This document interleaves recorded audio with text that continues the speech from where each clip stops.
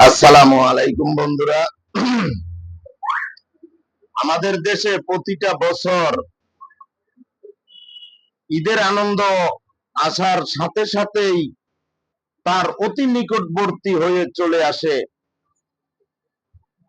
দুঃখের ছায়া, শোকের নির্মম ছায়া।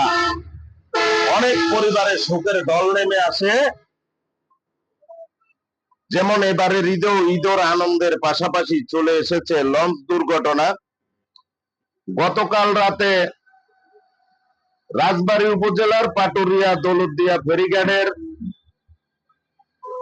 ন্যাক্কারজনক বাস দুর্ঘটনা।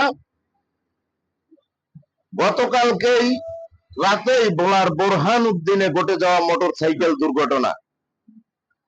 এমন নির্মম দুর্ঘটনায় শোকের ছায়া নেমে আসে অনেক পরিবারে। মহান আল্লাহ পাক রাব্বুল আলামিন যারা এই ঈদে মরে গেছে তাদের আত্মার মাগফিরাত কামনা করছি।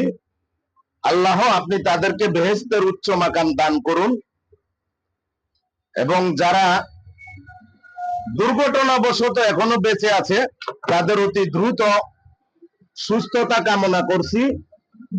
আপনি তাদেরকে অতি দ্রুত সুস্থতা দান করুন। এমন প্রতিটা ঈদের পাশাপাশি, খুশির পাশাপাশি ন্যাক্কারজনক দুর্ঘটনা। আমরা আশা করব আগামী দিনগুলোতে যেন এমন ন্যাক্কারজনক দুর্ঘটনা, লঞ্চ দুর্ঘটনা, বাস দুর্ঘটনা, মোটরসাইকেল দুর্ঘটনা, বিভিন্ন দুর্ঘটনা থেকে যেন আল্লাহ সবাইকে হেফাজত করে। আমিন।